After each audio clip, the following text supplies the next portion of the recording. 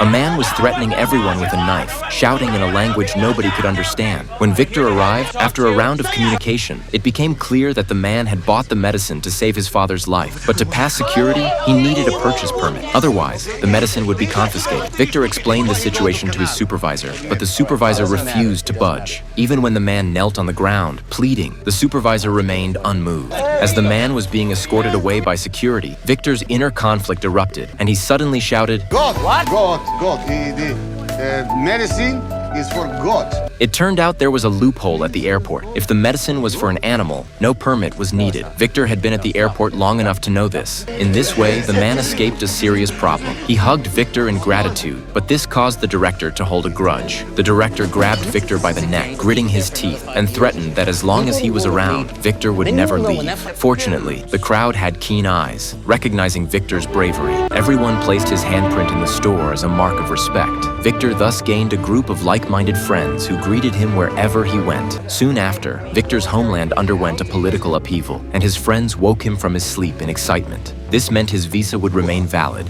and he finally regained his long-awaited freedom. However, when he went to show his visa to the supervisor threatened him using his friends as leverage, demanding he return to his country. If he insisted on staying, all his friends would be fired. Victor fell silent. He could only leave with regret. Before boarding, his friends urged him to stay, but he remained silent. When he said goodbye to an elderly man, the man scolded him as a coward. Victor didn't respond. He simply turned and walked away. You are a coward!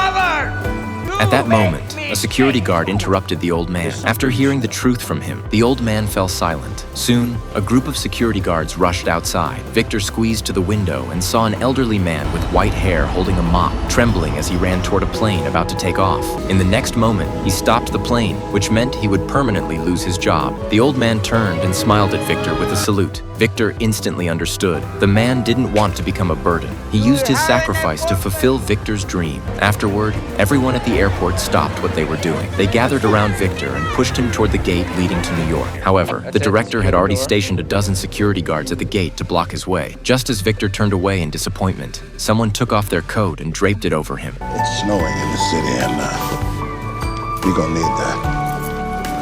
In the control room, the director shouted into the intercom, but nobody obeyed. Finally, Victor walked through the gate into the swirling snow, a moment he had waited for 9 long months.